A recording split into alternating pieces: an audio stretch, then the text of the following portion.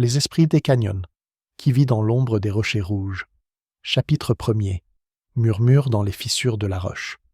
Les rochers rouges s'élevaient au-dessus du désert, tels des géants figés dans l'éternité.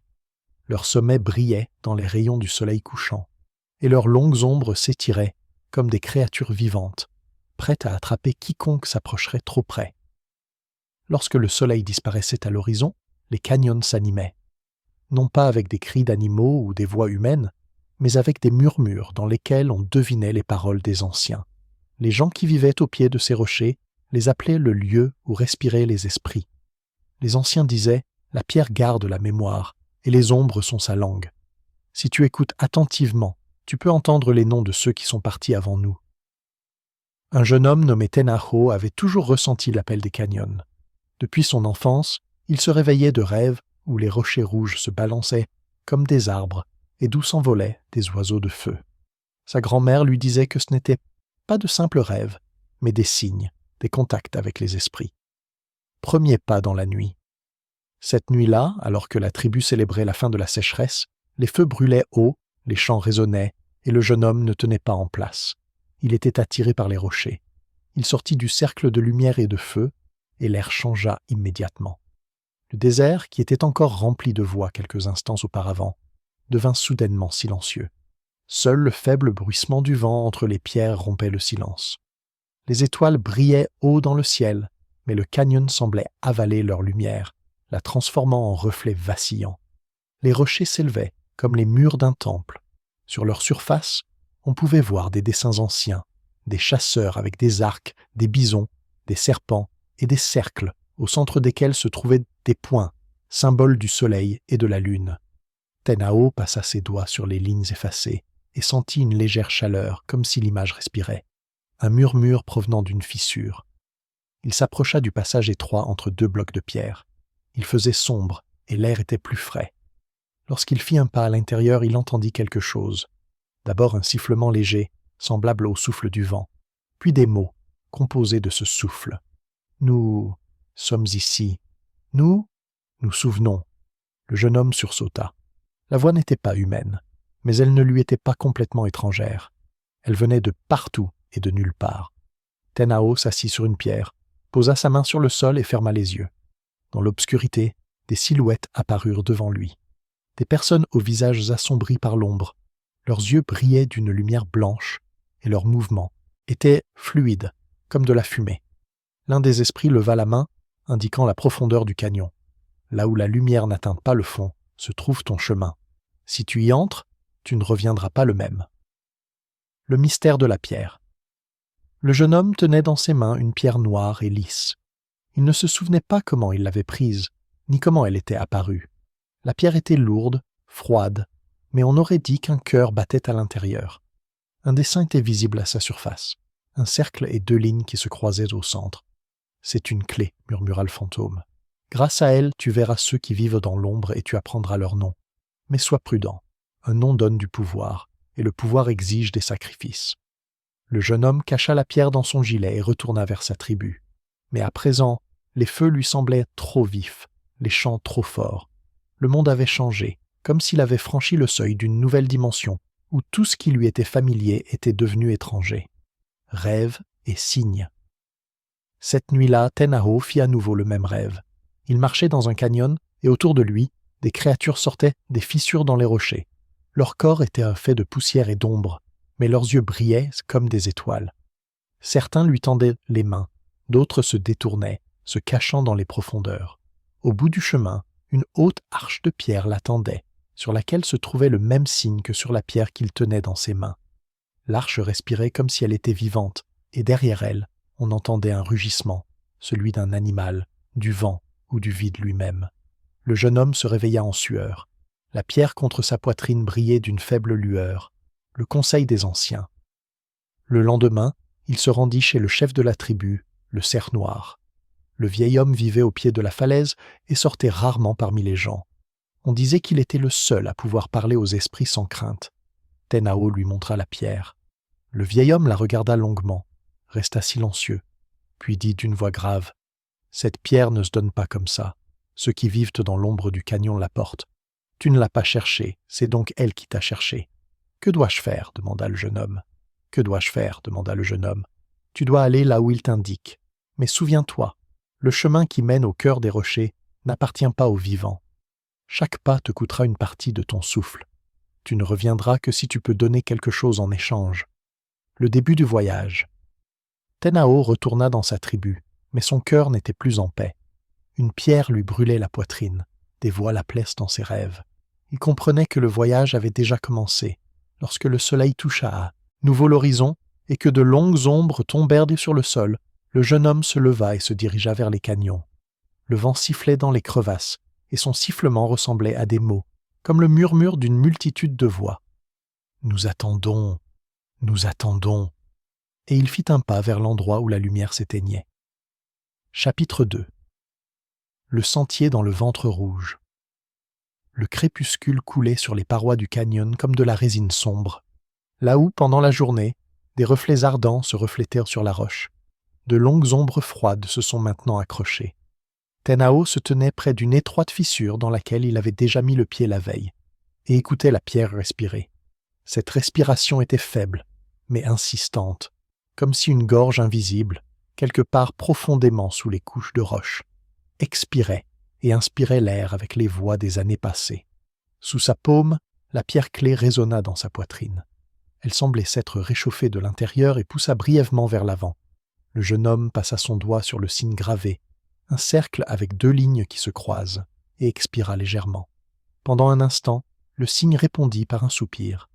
Le réseau sombre de fissures sur les parois de la fente s'illumina d'une lueur faible, comme celle de charbons ardents, et devant Tenao, la pierre s'écarta légèrement, ouvrant un passage étroit.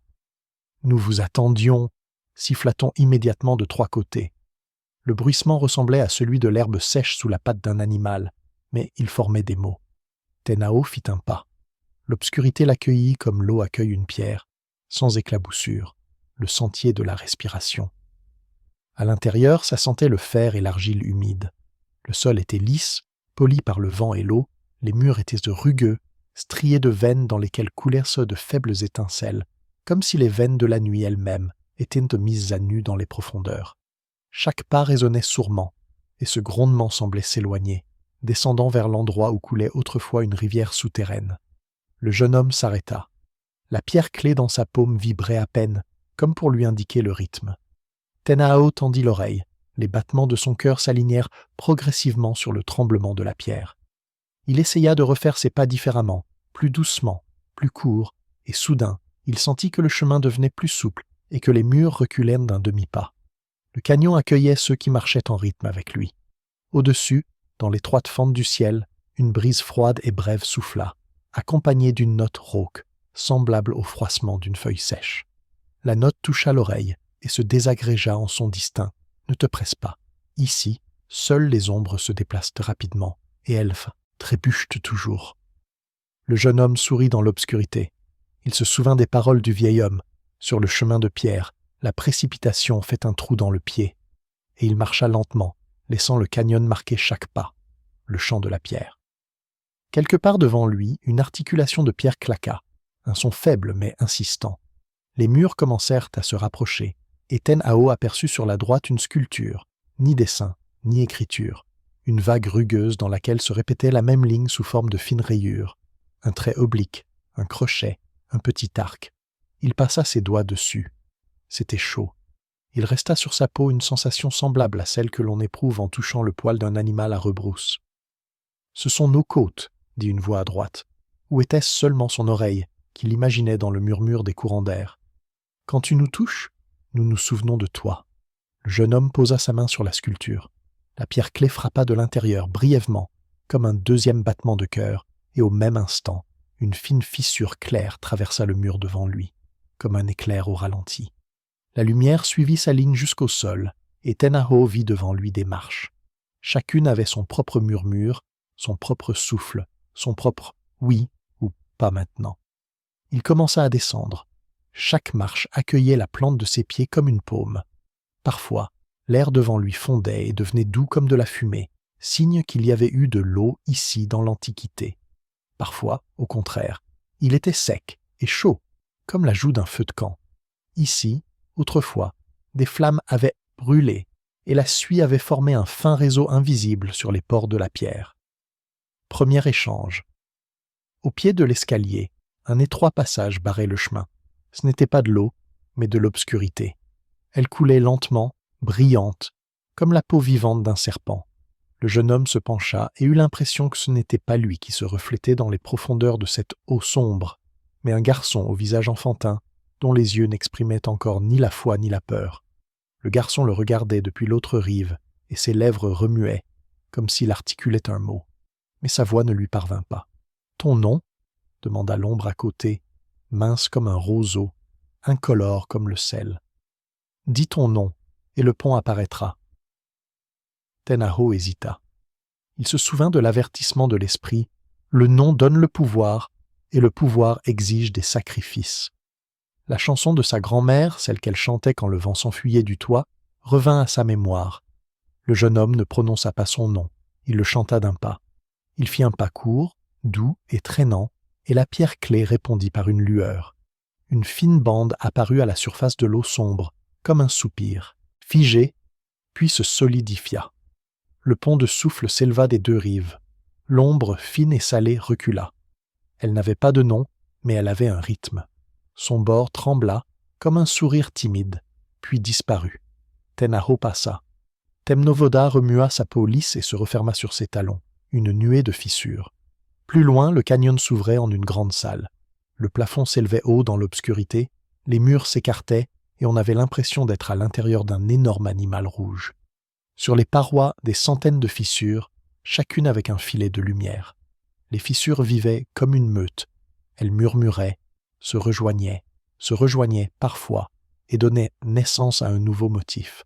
« Ce sont nos sentiers », siffla une multitude de voix fines. « Nous marchons sur vous, vous marchez sur nous. » Là où vous faites un pas, une empreinte apparaît. Là où vous vous taisez, une porte se naît. Tenaho s'arrêta devant une fissure qui ressemblait à un arbre. Des branches s'en émettaient, certaines épaisses, d'autres fines.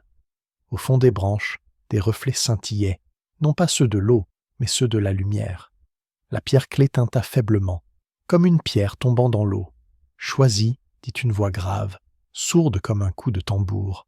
« Mais n'oublie pas, la fissure que tu choisiras deviendra ton lien. Si tu la romps, tu boiteras dans tes rêves. » Le jeune homme approcha la clé de la fissure. Le signe sur la pierre s'illumina d'une lueur pâle, et seule une branche répondit, fine comme un cheveu, s'étendant vers le haut et vers la gauche. Il posa son front contre elle et entendit non pas une voix, mais le souffle de quelqu'un qui s'était autrefois allongé contre ce mur, blotti comme un enfant contre le ventre de sa mère. Ce souffle était désormais dans la pierre. Le jeune homme comprit. C'était le chemin de ceux qui avaient demandé à la roche de les enlacer. « J'y vais », dit-il, non pas avec des mots, mais avec ses pas, et la fissure s'élargit doucement pour faire place à ses épaules. Le gardien à l'entrée. À la sortie de la salle, un rebord de pierre barrait le passage, comme l'épaule d'un géant posé en travers. Sur sa surface lisse, une rainure irrégulière ressemblait à une cicatrice. Sous le rebord, une étroite fente, basse, obligeait à ramper. Lorsque Tenaho s'accroupit, un lézard sortit de la pénombre. Il n'était pas gros, mais épais comme une ombre. Sur son dos, il avait des éclats d'obsidienne, et dans ses yeux, 2 grains de calcaire blanc. Il se plaça en travers du chemin, leva la tête et remua la gorge. « 3 inspirations, dit-elle d'une voix rauque. La première pour la pierre, la deuxième pour ta propre ombre, la troisième pour ceux que tu ne vois pas. Si tu y arrives, tu passeras. Si tu essaies de tricher, tu resteras ici jusqu'à ce que tu aies appris. » Tenaho s'allongea sur le ventre. La pierre clé sous sa poitrine devint brûlante. Il prit sa première inspiration, dans les épaules et les omoplates, et sentit le sol sous lui perdre sa rigidité. Il prit une deuxième inspiration, doucement, laissant l'ombre de son corps envelopper son dos, et une troisième, plus longue que les précédentes, comme s'il aspirait l'air pour ses compagnons invisibles restés derrière lui. La lézarde leva la patte et la passa lentement dans l'air. « Va !» Le jeune homme se faufila sans se presser, à plat, sentant chaque os céder et passer. Lorsqu'il se redressa de ce côté, la lézarde avait disparu, comme si elle n'était pas un animal, mais le sourire d'une pierre. Au miroir. Le couloir le conduisit dans une grotte ronde où l'eau tombait du plafond en fins filaments, presque sans bruit, formant un petit tourbillon noir. Il y avait une odeur de fraîcheur inhabituelle pour une telle profondeur. Sur les murs, il y avait des empreintes de mains, des dizaines, des centaines, des mains d'enfants, de femmes, de grands hommes, de mains étroites aux longs doigts. Des filets d'eau coulaient encore dessus, laissant des traces claires. Tenao s'inclina devant l'eau. Il lui semblait que chaque empreinte de paume était animée d'un battement. Quelqu'un avait reçu son nom pour la première fois à cet endroit. Quelqu'un l'avait retrouvé ici. Il tendit la pierre clé vers le miroir d'eau. Le signe s'illumina et une marche apparut dans l'eau, non pas vers le bas, mais vers le haut, légère comme de l'air gonflé. Une deuxième, une troisième. Elles disparaissaient si on les regardait et réapparaissaient si on marchait. Il fallait faire confiance aux marches avant de les voir. Sur la dernière marche, juste devant le fil qui tombait, son reflet l'arrêta. C'était lui, mais plus âgé, avec une ombre de sable dans les cheveux. Le reflet leva la main, sur laquelle on pouvait voir la même mosaïque ronde d'empreintes que sur les murs. « Donne-moi ce que tu veux bien me donner, et reprends ce qui ne t'appartient pas, » dit-il depuis l'eau. Le jeune homme réfléchit. Il aurait pu donner un cheveu, un morceau d'ongle, une goutte de sang. Mais il se souvint des paroles du vieil homme. La pierre ne prend pas les petites choses, elle prend les traces. Tenao ferma les yeux et retira de lui-même l'une de ces traces silencieuses, la peur d'oublier la berceuse de sa grand-mère. Cette peur était petite comme un grain de sable, mais elle tirait sur son cœur comme un fil. Il retira délicatement ce fil et le déposa dans l'eau. En réponse, le miroir fit remonter des profondeurs une douce lumière et déposa dans sa paume l'oubli de la méchanceté d'autrui, comme une boîte légère dans laquelle on peut cacher les mots blessants, pour qu'ils ne coubent pas. Le jeune homme fit un signe de tête à son reflet, qui lui sourit du coin de la bouche. Les marches disparurent. Il descendit comme d'un radeau, invisible, et l'eau redevint simplement de l'eau, un mur de voix. Plus loin, le couloir se rétrécissait et débouchait sur une ouverture derrière laquelle commençait le « mur des voix ». C'était une surface recouverte de fines nervures verticales.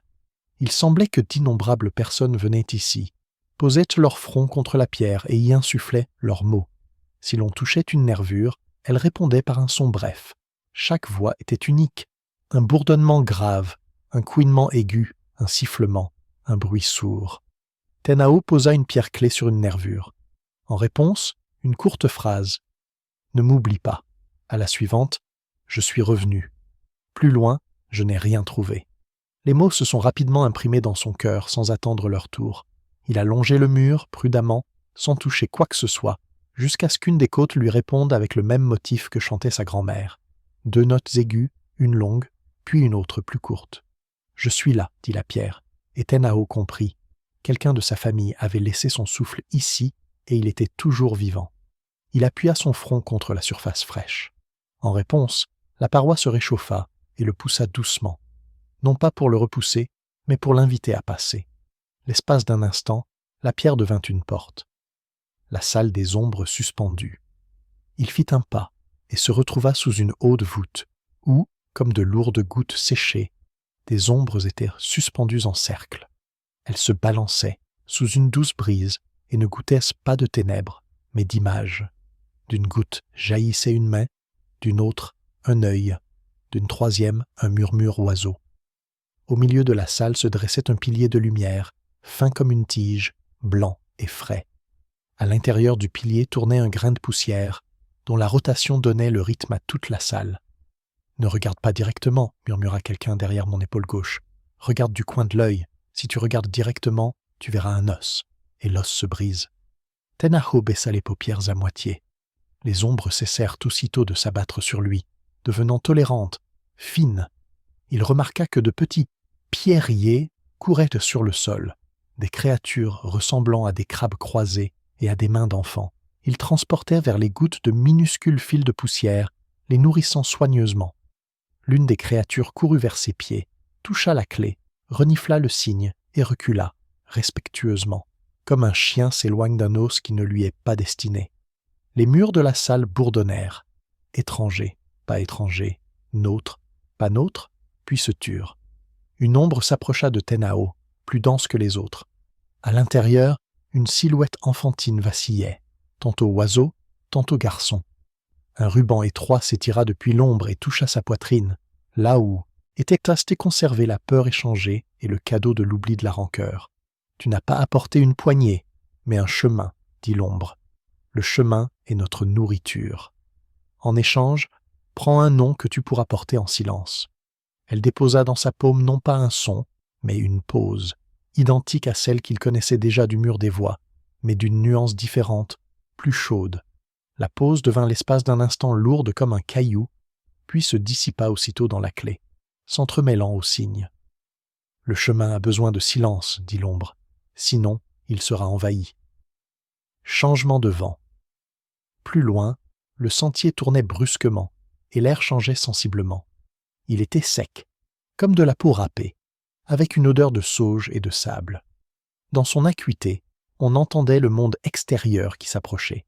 Quelque part dans les hauteurs, il devait y avoir une étroite ouverture. Tenao réprima son envie de se dépêcher. « La précipitation est un trou dans le pied, » lui dit à nouveau le vieil homme, puisant dans sa mémoire. Au détour du chemin se tenait une idole de pierre, ni homme ni bête. Son dos était bosselé comme une feuille de magua séchée. Ses narines étaient remplies de charbon et ses orbites étaient vides. Il n'était pas vivant, mais il voyait. Sur sa poitrine, là où se trouve le cœur chez les humains, était gravé un signe qui ressemblait à la clé de Tenao. Le même cercle et 2 lignes, l'une plus épaisse que l'autre. « Tes lignes sont droites, » dit clairement la pierre. « Ici, non. Pour passer, accepte l'irrégularité. Fais un pas de travers. » Le jeune homme resta immobile, à l'écoute de ses pieds, de ses habitudes de marche. Il comprit qu'il posait toujours le pied à plat, comme on l'enseigne aux chasseurs, afin de ne pas laisser de traces inutiles. Ici, c'était différent. Il fit un pas légèrement sur le côté, laissant son corps devenir étrange à lui-même pendant un instant. La pierre idole cliqueta doucement, comme si une clé desséchée tournait à l'intérieur, et un passage étroit et étouffant s'ouvrit dans le mur à côté. Trace de mémoire. Le passage menait à une petite niche où, contre le mur, se trouvait un ancien panier en herbe. Il avait été miraculeusement préservé. L'air sec l'avait conservé et les fibres tressées auraient été redevenues solides comme de l'os fin. Au fond du panier, pas un objet, mais une trace, une bande de terre ocre rouge imprimée par la paume de quelqu'un, et à côté, un petit cercle de pierre ressemblant à un bouton. Tenao prit le cercle. Il était léger comme une baie séchée et chaud comme s'il était vivant.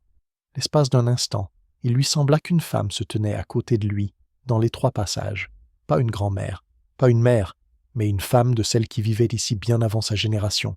Elle ne regardait pas, ne parlait pas, elle se tenait simplement debout, et sa posture était plus éloquente que n'importe quel discours. « Tu as pris ce que nous avons laissé », résonna-t-il simultanément dans les murs. « Tu ne pourras pas l'emporter tant que tu ne l'auras pas rendu. » Le jeune homme regarda le panier. Il était vide. Il devait rendre quelque chose qu'il n'avait pas entre les mains. Il s'accroupit et regarda ses paumes. Il n'avait pas de terre rouge. Alors, il plongea lentement sa main dans la poussière près du mur, en prit une poignée comme de l'eau et la posa sur la pierre. Une empreinte pâle resta sur sa peau, insignifiante. Il se souvint du cadeau, l'oubli de la haine d'un étranger, et le remit dans le panier, comme une source de chaleur. Le mur trembla, comme si quelque chose de mangé avait été rendu, et sourit en bougeant de minuscules fissures. « Prends soin du cercle, » dit la femme sans visage. « Il sert à marquer le chemin du retour quand il n'y a pas de porte vers le ciel. » Le jeune homme cacha le cercle de pierre près de la clé, à proximité, afin qu'il ne se perde pas. Le vent souterrain. Plus loin, le sentier débouchait sur un puits. Ce n'était pas un puits familier, à ciel ouvert. C'était une cavité creusée là où la terre était plus molle. Un vent soufflait de la gorge, régulier comme le souffle d'un dormeur. Au bord de la gorge gisait une rangée de pierres plates. Chacune était de la taille d'une paume, chacune avec des entailles gravées sur le bord. 1, 2, 7, 13. « Combien de respirations y a-t-il entre ta poitrine et la lumière inférieure ?» demanda le vent, et l'écho répondit « Combien ? Combien ?» Tenao souleva la pierre aux 13 entailles, lourde, et comprit immédiatement qu'il s'était trompé. C'était la gorge d'un adulte, pas la sienne. Il en prit une à 7 entailles. Elle résonna à l'intérieur comme « presque ». 2, c'était trop peu. Une seule, c'était trop présomptueux. Il écouta longuement, patiemment, jusqu'à ce que ses doigts se posent d'eux-mêmes sur une pierre avec 4 entailles et une fine fissure en diagonale. La pierre était comme son propre pas, long, court, long. Il la posa sur le bord du puits, et l'air à l'intérieur se mit à bourdonner faiblement. Pendant un instant, une étincelle pâle jaillit des profondeurs, comme un œil. « Va, dit le vent. Tu as compté avec ton souffle, pas avec tes doigts.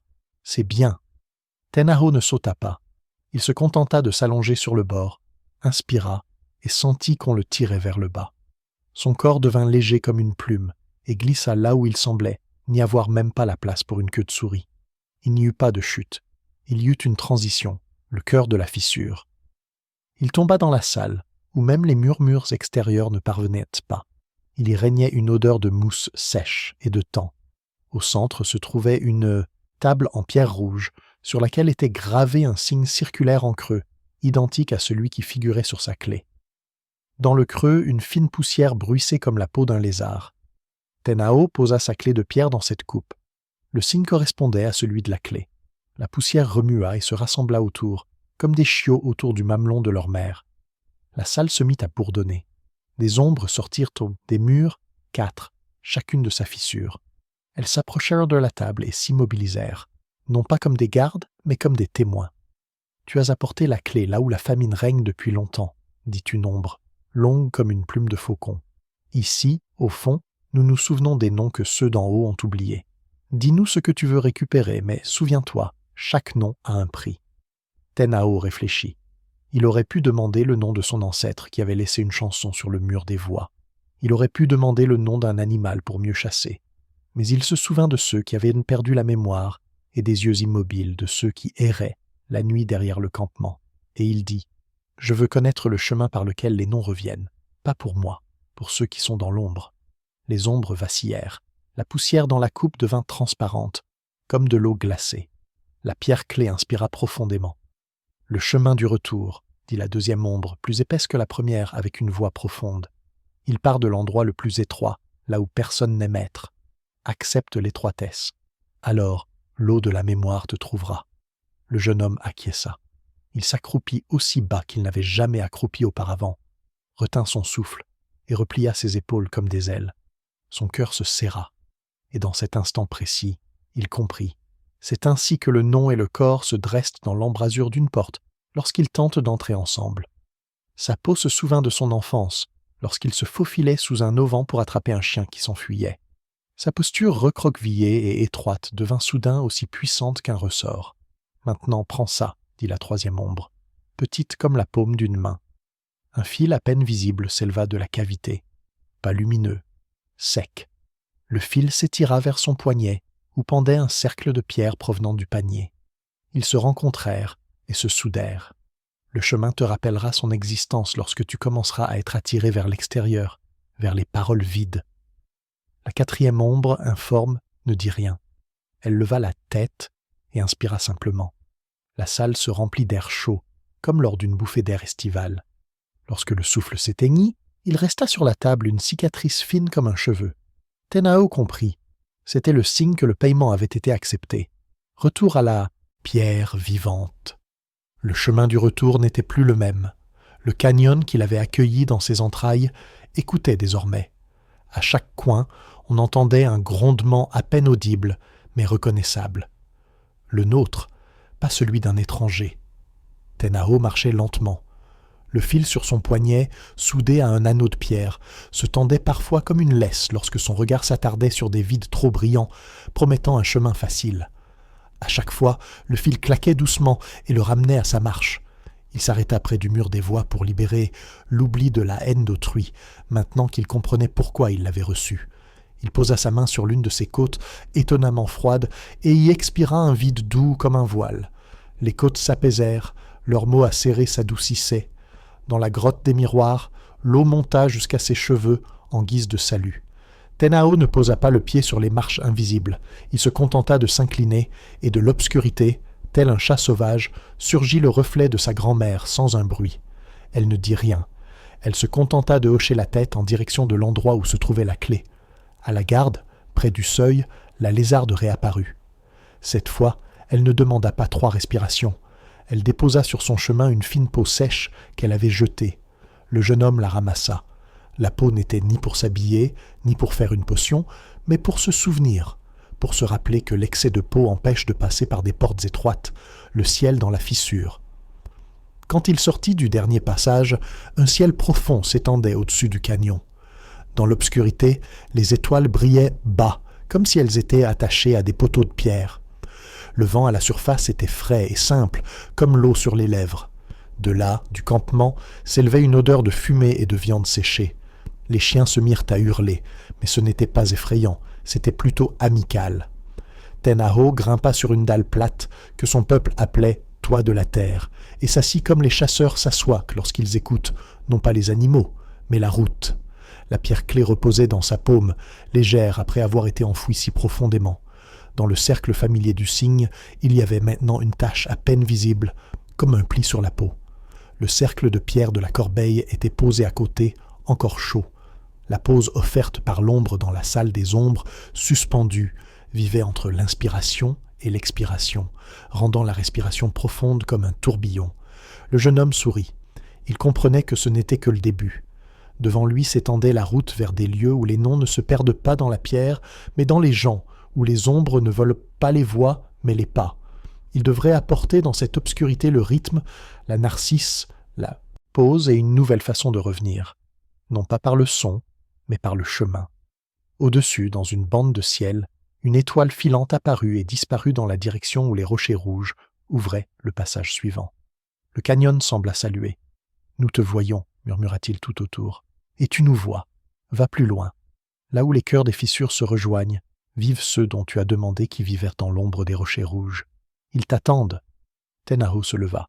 Ses pas devinrent plus courts, plus raides, juste assez pour ne pas rompre le silence. Il se retourna vers le campement, l'espace d'un instant, et vit le feu autour duquel les anciens étaient probablement en train de se remémorer les histoires de ceux qui avaient rendu leur nom.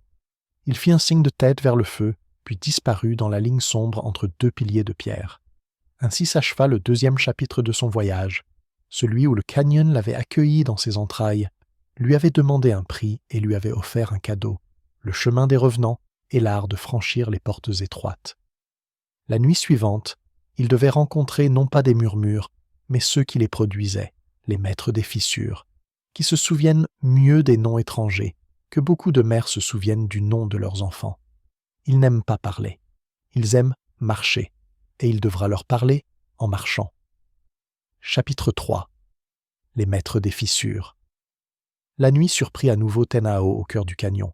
Le campement de la tribu était loin derrière lui, avec ses champs et la fumée des feux. Ici, parmi les parois rouges, le souffle du monde avait une autre sonorité. Il coulait lentement, visqueux comme de l'argile, et chaque écho avait sa propre vie. La pierre clé se réchauffait contre sa poitrine, comme un cœur qui avait trouvé son propre souffle. Depuis qu'il avait passé les épreuves du mur des voix et de l'eau miroir, le jeune homme avait changé. Une pause s'était installée en lui, un silence capable d'avaler la colère des autres. Mais maintenant, on attendait plus de lui. Il devait rencontrer ceux qui n'étaient ni le souffle du vent, ni le murmure des fissures, mais les véritables maîtres de ces lieux, entrés dans le cercle des ombres. Le sentier le conduisit à une large crevasse où les parois s'élevaient à pic, formant un cercle. Au centre poussait un arbre ancien, sec, sans feuilles, mais vivant. Ses racines s'enfonçaient profondément dans la roche et ses branches ressemblaient à des mains tendues vers les étoiles. Lorsque Tenaho s'approcha, l'air dans le cercle changea. Le bruit des pas disparut, l'écho ne revint pas, et la pierre clé s'immobilisa, comme si elle avait peur. Des ombres commencèrent à s'écouler des fissures des murs. Elles glissaient vers le bas comme une fumée épaisse et prenaient la forme de créatures. Certaines avaient des têtes de coyotes, d'autres des ailes de corbeaux, d'autres encore ressemblaient à des humains, mais leurs visages restaient lisses, sans yeux ni bouche. Elles encerclèrent le jeune homme sans faire un pas de plus. Leur présence était lourde, comme l'air immobile avant une tempête. « Tu n'es pas venu à nous par la voix, mais par tes pas, » dit l'un d'eux, grand, avec un corps qui ressemblait à un tronc d'arbre. Sa voix n'était pas un son, mais une vibration dans la poitrine. « Tu es entré dans les fissures, mais tu ne t'es pas perdu. Pourquoi nous cherches-tu » Tenaho sentit qu'il ne pouvait pas parler. Sa bouche était comme remplie de pierres. Il fit alors un pas en avant et inclina la tête, comme les plus jeunes s'inclinent devant leurs aînés. Les ombres se mirent à murmurer. Leurs paroles ressemblaient au bruit du sable poussé par le vent. L'épreuve du souffle. Pour nous voir, il faut respirer autrement que par ses poumons, dit un autre esprit, dont le corps scintillait comme de la résine liquide. Seras-tu capable de donner une partie de ton air à la pierre et de prendre son souffle en échange? Tenao s'agenouilla et posa sa paume sur le sol. Il ferma les yeux, calma son cœur et expira lentement. À chaque expiration, il sentait l'air quitter ses poumons et rester dans la pierre sous sa paume.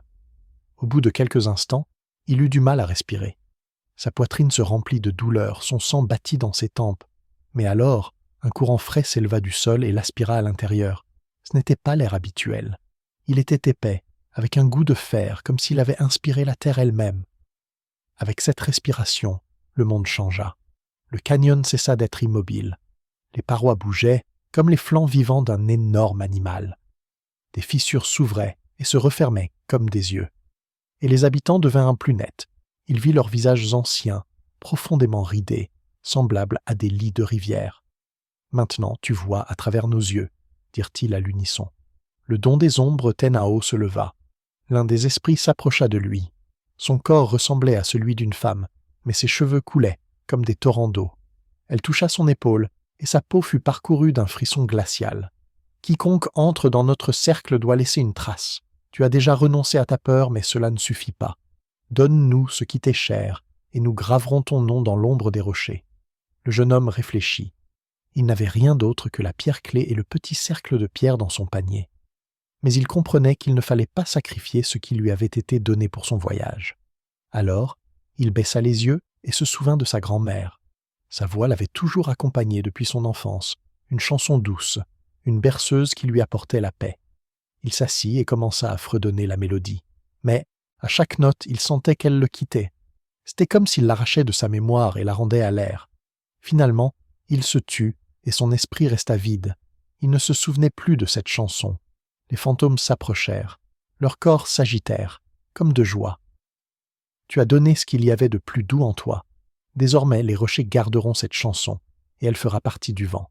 En échange, nous te donnons un nom, celui qui entend le souffle des fissures. Connaissance du sentier. » Après ces mots, l'arbre au centre du cercle s'agita. Ses branches sèches craquèrent, et un morceau d'écorce fine tomba de l'une d'elles. Tenao le ramassa. À sa surface, on distinguait des lignes qui ressemblaient à une carte. Elles serpentaient comme des cours d'eau et se croisaient pour former un motif. « Ce n'est pas une carte de la terre, c'est une carte des souffles, » dit l'esprit au corps de corbeau. « Grâce à elle, tu pourras trouver les fissures qui mènent à nous. Mais souviens-toi, cette carte est vivante. Elle changera si tu changes ta respiration. » Le jeune homme cacha l'écorce dans son gilet. La pierre clé répondit par une légère chaleur, comme pour reconnaître ce nouveau don. Retour à la lumière. Lorsque le cercle d'ombre se dissipa, le canyon redevint tel qu'il était auparavant. Le silence revint, mais il était différent. Il ne résonnait plus comme un vide, mais comme une attente. Tenao sortit de la crevasse et aperçut une bande de ciel. L'étoile du matin s'y allumait. Il prit une profonde inspiration et sentit qu'il ne respirait plus seulement l'air du désert, mais aussi le souffle de la terre elle-même. Il savait que de nouvelles épreuves l'attendaient, mais désormais, il avait un nom, celui que lui avaient donné les esprits du canyon, un nom qui le liait à la pierre et aux ombres. Fin du chapitre 3. Dans ce chapitre, le jeune homme rencontre pour la première fois les maîtres des failles, passe l'épreuve du souffle, leur offre la chanson de sa grand-mère et reçoit un nouveau nom ainsi qu'une carte des souffles. Chapitre 4. Les gardiens des portes cachées. Depuis que Tenao avait reçu son nouveau nom, le canyon n'était plus un simple lieu. Chaque fissure répondait désormais à son souffle. Chaque ombre bougeait lorsqu'il passait. Il sentait qu'il faisait désormais partie d'un vaste réseau tissé de pierres, de vent et de souvenirs. Mais avec cela vint autre chose, le sentiment d'être observé. Pas seulement par les esprits des fissures, mais par quelqu'un d'autre, de plus ancien, de plus lourd. Son chemin le conduisait toujours plus loin, là où la lumière ne touchait plus la terre. Là, dans les profondeurs rouges, commençait le pays des gardiens. Les anciens disaient « chaque porte a son maître, chaque seuil a ses dents ».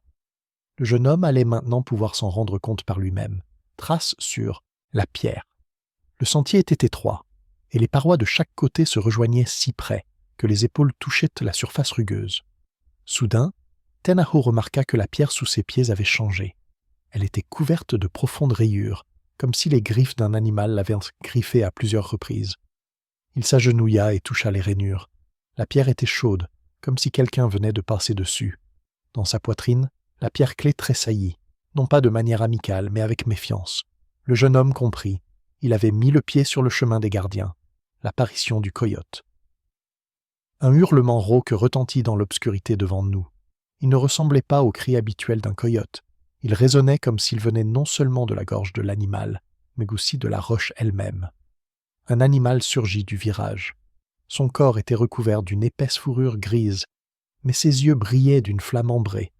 Le coyote avançait lentement, sans faire de bruit.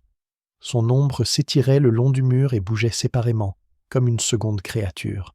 « Tu vas là où les portes sont cachées de la lumière, » dit la bête sans bouger la gueule. « Chaque porte ne s'ouvre qu'à un prix. Que es-tu prêt à donner ?» Tenao ne répondit pas.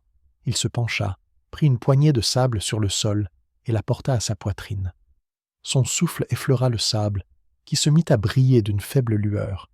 Il le répandit aux pieds du coyote. L'animal renifla les grains de sable et son regard s'adoucit. « Tu as offert ton souffle, pas ton sang, c'est sage. Mais il y a d'autres gardiens. Prends garde à toi. » Le coyote s'écarta, se fondant dans une fissure, comme s'il n'avait jamais existé. Les portes du serpent. Plus loin, le sentier descendait dans une grotte basse. Le plafond était décoré de dessins, des lignes ondulées, des anneaux entrelacés, des silhouettes de serpents. On aurait dit que les murs bougeaient. Le jeune homme s'arrêta et sentit que le sol tremblait sous ses pieds. Un énorme serpent sortit des profondeurs. Ses écailles étaient rouges et noires, comme tissées de feu et d'ombre. Ses yeux brillaient d'une lumière verte et sa langue étincelait comme une lame. Le serpent leva la tête et l'air dans la grotte devint lourd. « Pour passer, tu dois prouver que tu peux rester silencieux. Nous, les serpents, gardons les secrets. Si ta langue tremble, je te mordre. » Tenao s'assit sur une pierre, ferma les yeux et resta immobile. Le temps s'écoula lentement. Au début, le sang battait dans ses oreilles, puis son corps commença à réclamer du mouvement. Mais il resta immobile. Il se souvint de la pose que lui avaient offerte les maîtres des fissures. Elle vivait en lui et était désormais son bouclier. Le serpent regarda longuement, puis baissa la tête. « Tu sais te taire. Passe. » Le corps du monstre se dissipa, dans l'air ne laissant derrière lui que le murmure de la pierre. Le gardien hélait.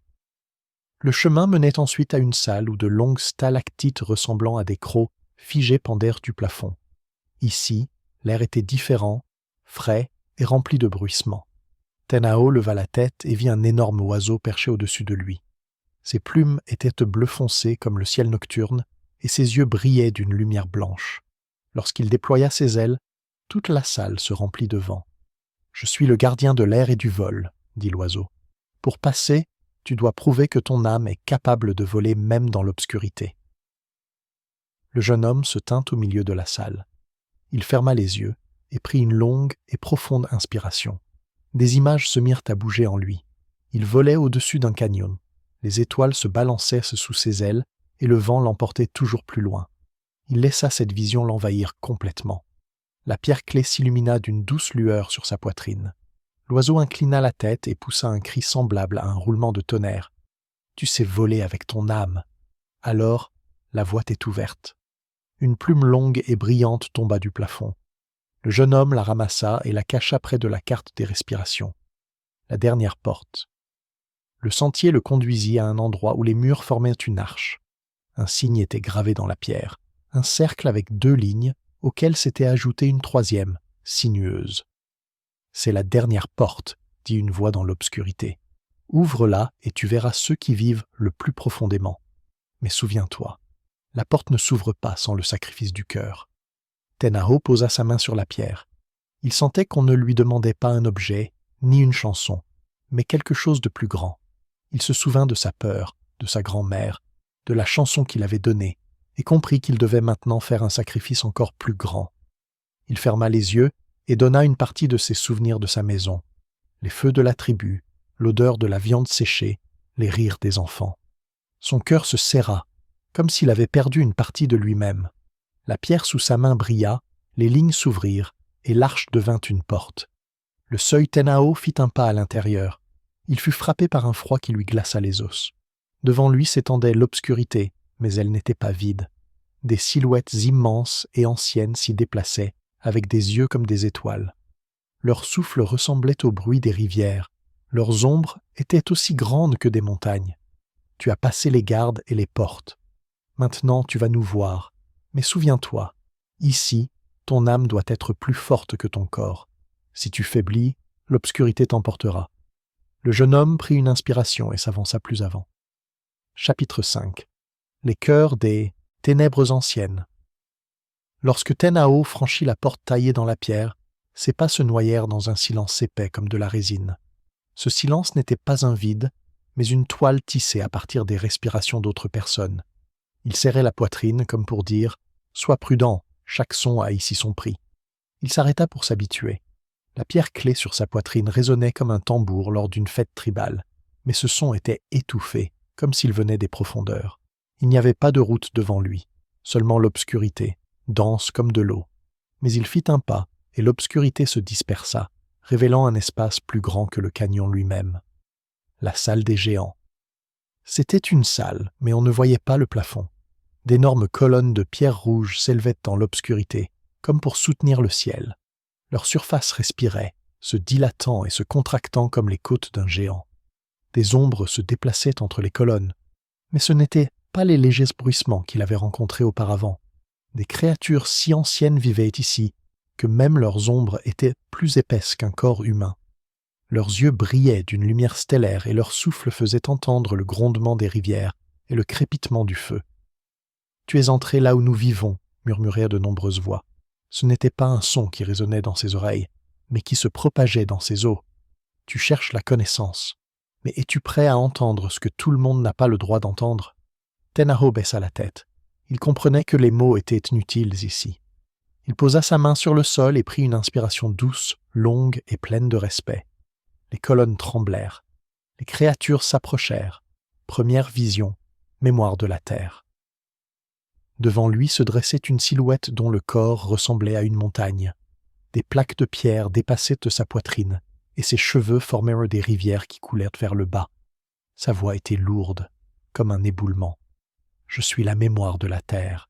Je garde tout ce qui est tombé, tout ce qui a germé, tout ce qui est mort. Tu veux savoir qui vit dans l'ombre? Regarde !» Elle toucha son front du bout des doigts, et des images surgirent dans l'esprit du jeune homme.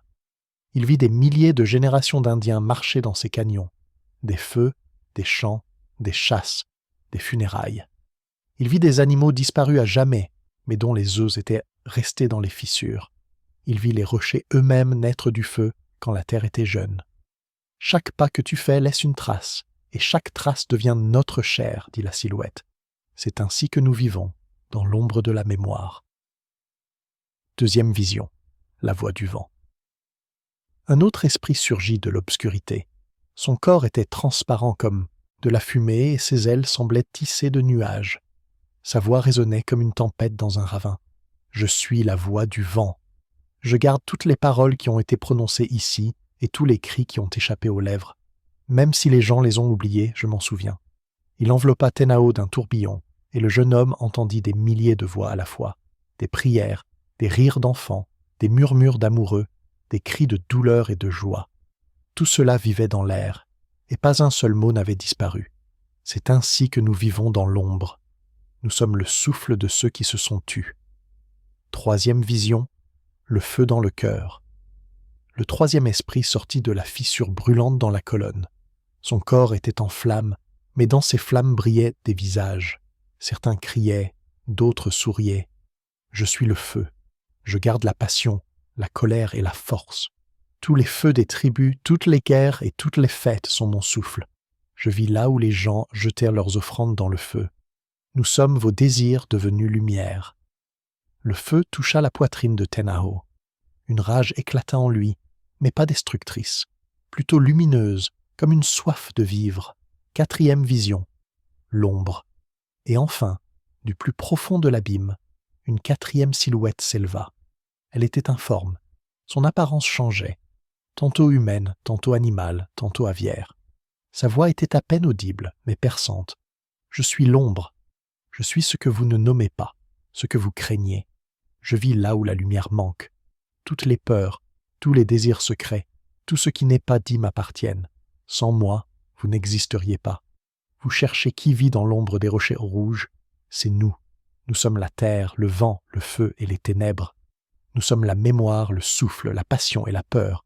Nous maintenons le monde pendant que vous dormez et pendant que vous vivez. » Tenao se tenait devant eux, le cœur battant comme un tambour. Il comprit que tout ce qu'il avait vu auparavant, les ombres, les gardes, même les maîtres des fissures, n'étaient que les précurseurs de ses forces. L'épreuve du cœur, maintenant choisie, dirent-ils tous ensemble. Tu ne peux pas partir sans un cadeau. Mais un cadeau a un prix. Vers quoi penches-tu? Vers la mémoire, vers la parole, vers le feu ou vers l'ombre? Tenao ferma les yeux. Toutes les épreuves qu'il avait traversées reprirent vie en lui. La chanson de sa grand-mère, le canyon, la plume d'oiseau, le cercle de pierre. Il comprenait que chaque choix changerait son destin. Il baissa la main vers sa poitrine et posa sa paume sur la pierre clé. « Je choisis la mémoire, » dit-il en s'inclinant vers le sol. « Sans mémoire, l'homme perd son nom. Sans mémoire, la tribu devient vide. Je veux porter la mémoire. » La salle trembla. La silhouette de la terre lui tendit une pierre, lisse et lourde, sur laquelle était gravé un cercle. « Tu m'as choisi. Ton chemin est désormais celui de la préservation. Tu seras celui qui rassemble les traces. Mais souviens-toi, la mémoire est lourde, elle pèse. Si tu ne peux pas la partager, elle t'écrasera. » La pierre se posa dans sa paume, et la clé contre sa poitrine brilla plus fort que jamais.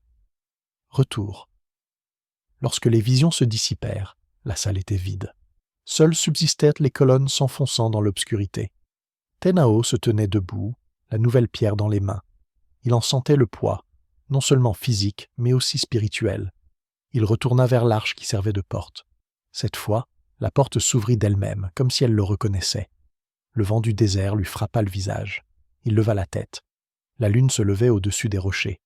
Elle semblait plus proche qu'auparavant, comme si elle était venue voir si le jeune homme était revenu avec ses cadeaux. Chapitre 6. La maison du souvenir et le souffle des 4 directions. Il remontait vers le campement par des pentes familières, et chaque bruissement lui disait désormais à qui il appartenait. Pierre, vent, animal, humain. La pierre clé contre sa poitrine respirait régulièrement, comme un bébé, tandis que la nouvelle pierre lourde, don de la mémoire de la terre, picotait sa paume, comme si les grains des années s'y agitaient. Tenao savait qu'il ne pouvait pas simplement s'endormir avec ce fardeau. La mémoire, telle une peau sèche, devait être retirée et partagée, sinon elle lui serrerait la poitrine et l'empêcherait de respirer. Le camp l'accueillit dans un silence inquiétant. Les feux dans les foyers étaient mis de plus faibles que d'habitude. Les langues de feu se repliaient vers l'intérieur, murmurant comme des gens cachant des nouvelles. Les chiens n'aboyaient pas. Ils gisaient, le museau sur les pattes, et haletaient, comme s'ils essayaient de se souvenir d'une odeur qui n'existait plus. Leurs visages étaient fatigués, leurs pas hésitants. « Tu es revenu ?» Le vieil homme Black Elk s'avança, appuyé sur son bâton. « Le vent a porté ton odeur. » Mais avec elle est venue une autre odeur, celle de l'oubli. Les enfants font des rêves vides. Une femme nommée Laia ne se souvient pas de son propre nom le matin.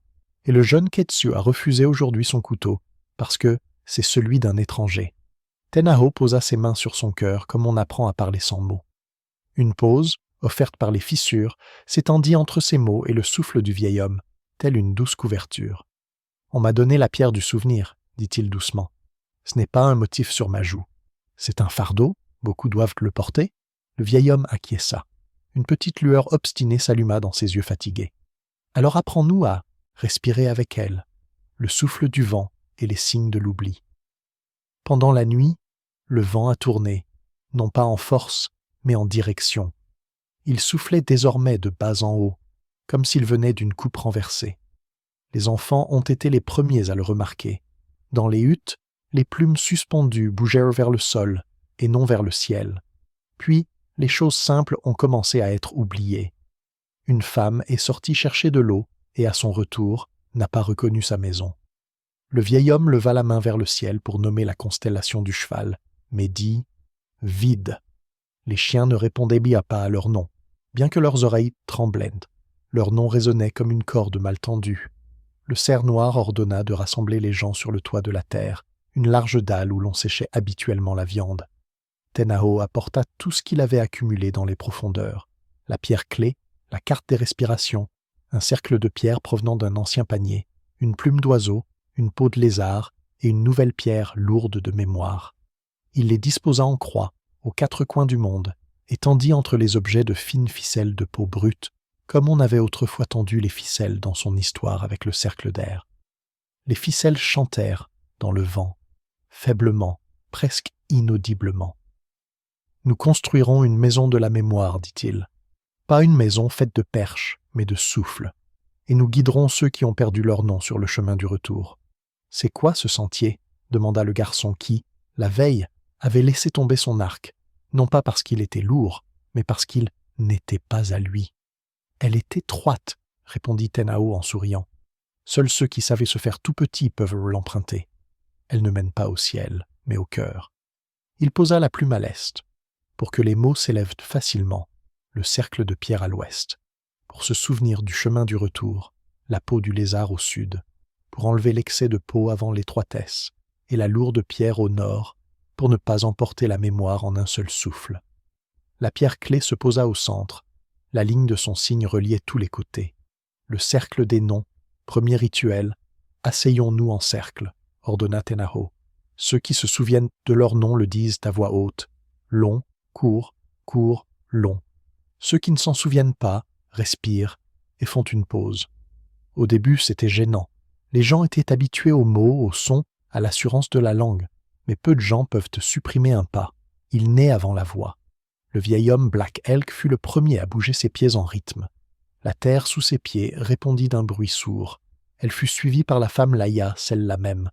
Ses lèvres tremblaient, mais ses pieds peu trouvèrent d'emblou. Rythme long, court, court, long. Et l'air, figé autour de sa bouche comme une coupe vide, se remplit. Le sable autour d'eux devint lisse comme la peau d'un enfant.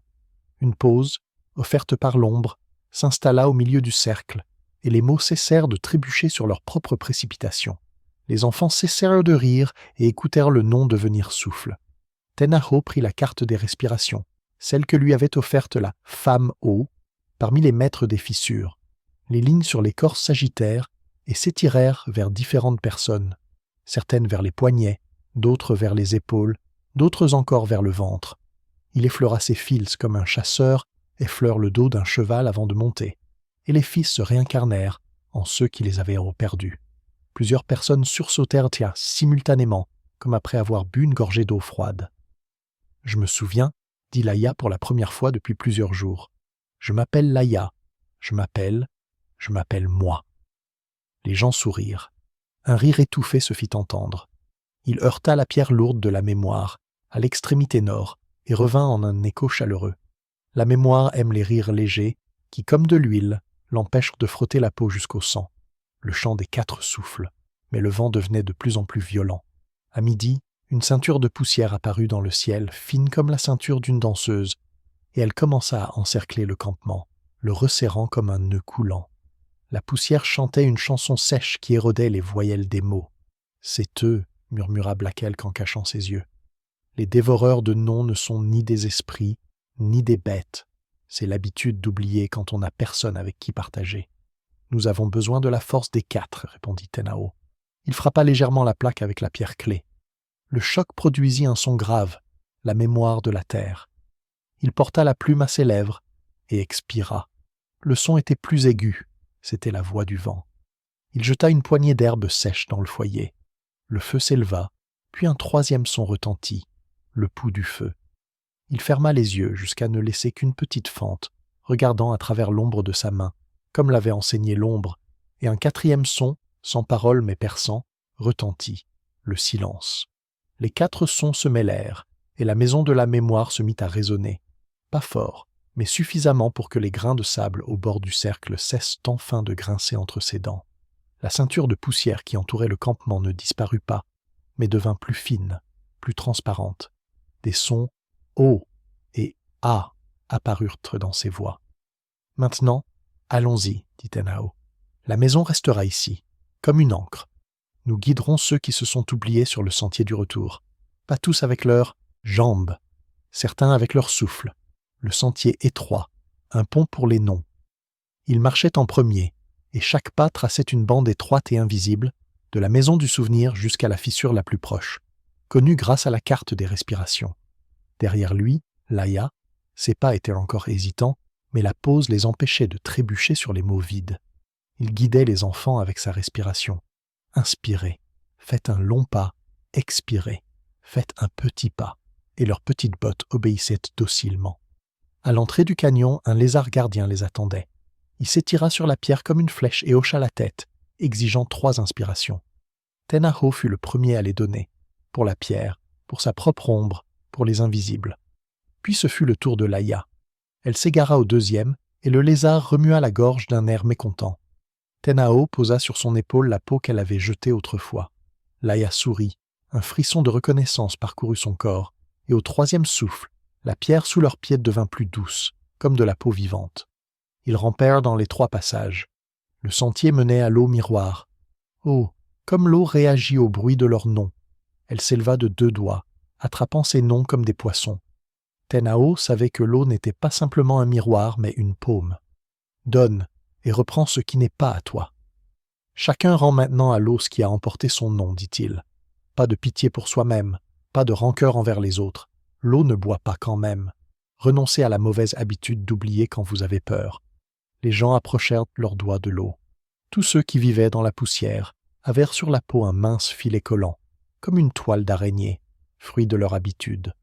L'eau emportait volontiers ces fils et rendait en échange ce qui naissait chez beaucoup pour la première fois, l'habitude de rendre non pas à soi-même, mais aux autres. Laïa se redressa. La petite fille à côté d'elle porta sa main vide à son oreille et entendit son nom dans un murmure étranger. « Tu entends » s'écria-t-elle. « C'est moi ?»« Mais avec maman. »« Tu entends » s'exclama-t-elle. « C'est moi, mais avec ma maman. »« C'est comme ça, dit Tenao en hochant la tête. Un nom n'est pas une pierre que l'on porte seule. C'est un pont sur lequel 2 personnes marchent ensemble. Un mur de voix, des traces cousues. De l'eau vers le mur des voix. Les fines côtes murmuraient « N'oublie pas, je suis revenu, je n'ai pas trouvé. » Mais maintenant qu'elles n'étaient plus seules, mais en communauté, les côtes se mirent à répondre en chœur. Les femmes posèrent leurs mains, et des berceuses familières s'échappèrent des fissures, pas celles que Tenao avait autrefois données, mais des berceuses fraîches, nouvelles, lumineuses.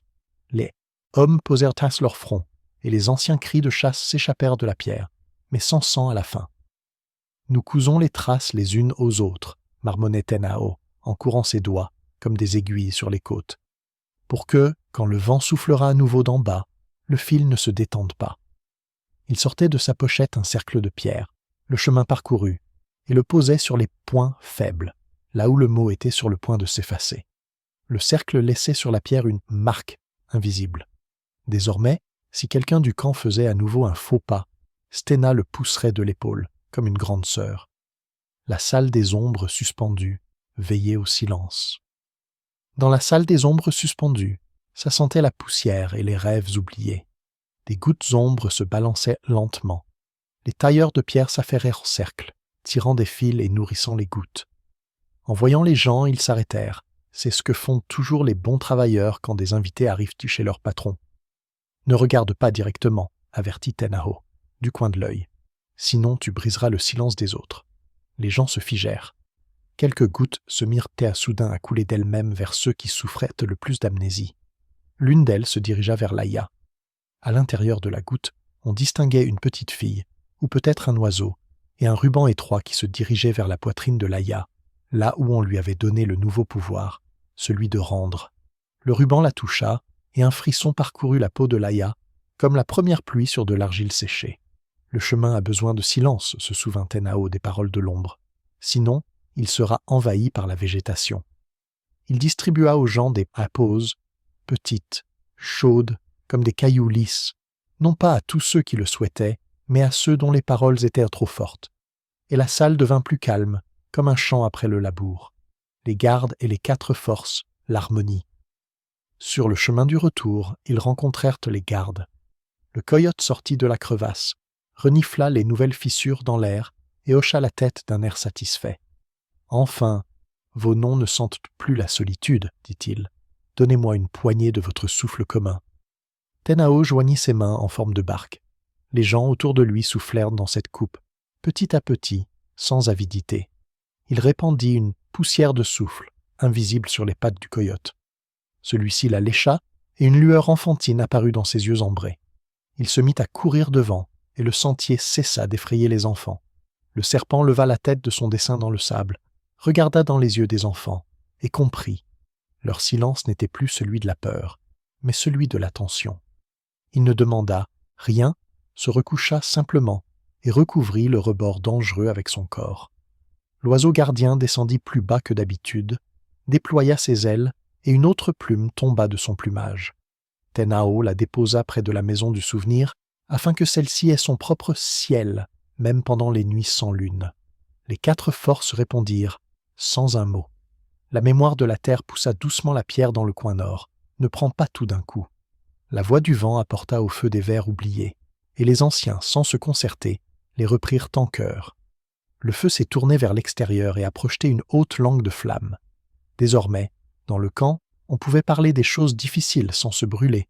L'ombre a parcouru le bord du cercle comme un chat sur une poutre, sans dévorer un seul nom, se nourrissant du rythme. La maison de la mémoire, comment elle tient bon. Le soir, Tenao a montré comment la maison du souvenir respirait sans lui. Il a brodé un motif dans le vent à partir des fils entre les 4 dons. Il a appris aux enfants à les tendre et à les relâcher pour que le chant de la maison s'adapte à la nouvelle journée. Il a creusé dans la dalle à l'extrémité est une cuvette peu profonde, pour les noms futurs, où chaque famille jetait une miette de pain et murmurait « qu'il en soit ainsi ». À l'extrémité ouest, il a posé un cercle de pierre, non pas comme un talisman, mais comme un rappel du chemin du retour si quelqu'un s'égarait trop loin dans des rêves étrangers. La maison du souvenir, ce ne sont pas des pierres, dit-il. C'est nous, quand nous marchons les uns vers les autres, serrés comme dans une fissure, sans coude, sans voix forte. Alors, le nom passe. Le cerf noir écoutait et souriait comme rient ceux qui ont vécu de nombreux hivers.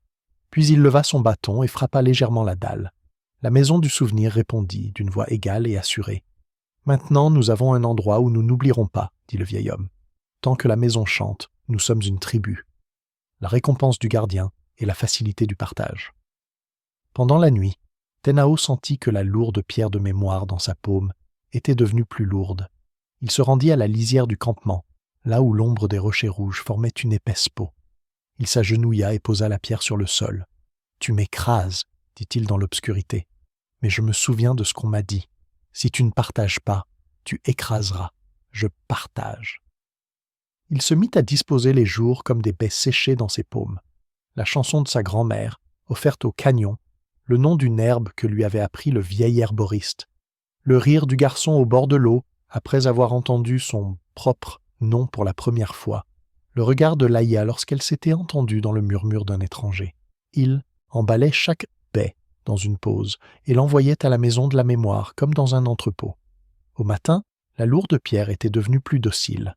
Elle n'avait pas maigri, elle avait simplement cessé de tirer vers le bas. Tenao comprit. Être gardien ne signifie pas tout transporter dans un seul sac. Cela signifie répartir le fil entre plusieurs mains. La réponse du canyon est un non pour tous. À l'aube, le canyon répondit, non pas par le tonnerre ou un éboulement, mais par un doux changement de lumière. Les rochers rouges s'éclaircirent de l'intérieur, comme si une main les avait réchauffés. De nouveaux dessins apparurent sur les reliefs, non pas ceux sculptés au couteau, mais ceux qui apparaissent comme de la sueur sur la peau, des paumes, des pieds, des cercles. Parmi eux, un petit cygne, un cercle avec 2 lignes et une 3e, sinueuse. Elle partait du cercle central, fine comme un ruisseau.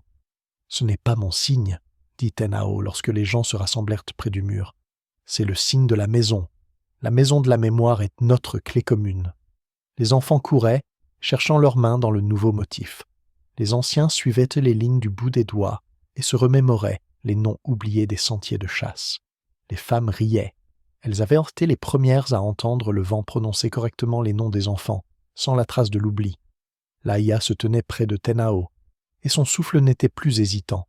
Elle portait l'enfant sous son cœur, et son ventre, rond et chaud, bougeait comme une petite terre. « Comment allons-nous l'appeler » demanda-t-elle en souriant au ciel. « Le nom viendra, » répondit Tenao sans se presser. « Dans un endroit étroit, Quand tu y entreras en rythme, sans te presser, la maison de la mémoire le captera. Qui vit dans l'ombre des rochers rouges? Réponse. La nuit, quand la terre se refroidit et que la langue de feu se replie en forme de cuillère, Tenao sortit seul sur le toit de la terre. Les étoiles étaient basses, comme des perles autour du cou d'une vieille femme qui avait appris depuis longtemps à ne pas les faire tomber. Il posa sa main sur la pierre clé et demanda sans parler à voix basse « Qui vit dans l'ombre des rochers rouges ?» La réponse ne vint pas tout de suite. D'abord ce fut le vent.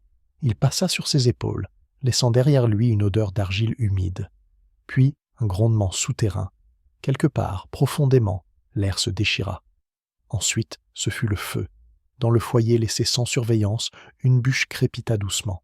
Et enfin, par une ombre, une longue bande se dessina à côté de lui, sur laquelle se reflétait la lumière d'une étoile. « Nous », dit la terre. « Nous », dit le vent. « Nous », dit le feu. « Et vous », murmura l'ombre, « tant que vous partagez vos pas et vos noms, tant que vous marchez en rang serré, tant que la maison de la mémoire chante. » Tenao fit un signe de tête à ses interlocuteurs invisibles. Il sentait que désormais son nom n'était plus seulement celui qui entend le souffle des fissures. Il était devenu à la fois plus long et plus court, comme un point de couture. Il était le gardien du sentier étroit et le chanteur des pauses. Mais plus important encore, ce nom était divisible, comme le pain. On pouvait en casser un morceau et le donner à ceux qui n'avaient pas assez de chemin. Épilogue. Comment la légende perdure. Les années passèrent, comme un troupeau dans la steppe, lentement mais sûrement. La maison du souvenir ne se tut pas. Parfois des étrangers venaient au canyon. Certains avaient perdu leur nom à cause de la sécheresse, d'autres à cause de la maladie, d'autres encore à cause de la guerre. La tribu les accueillait. Tenao ne leur demandait pas de parler, mais de marcher. Ceux qui le pouvaient passaient. Ceux qui ne le pouvaient pas apprenaient à respirer dans l'étroitesse. On commençait à raconter des histoires aux enfants, non pas par « il était une fois », mais par « voilà comment », et on posait le pied. Long, court, court, long, et l'histoire a perduré. On dit que lorsque Tenao vieillit, il devint léger comme une vieille plume. Il s'assit au bord du toit de la terre, et le vent aurait pu l'emporter dans le canyon sans le briser. Mais il ne partit pas. Il resta pour que la maison de la mémoire continue de résonner. Quand il ferma finalement les yeux, les femmes apportèrent à sa tête une peau de lézard, une plume d'oiseau, un cercle de pierre, une carte des respirations et une lourde pierre, non pas sur sa poitrine, mais sur le seuil. Que l'entrée soit étroite.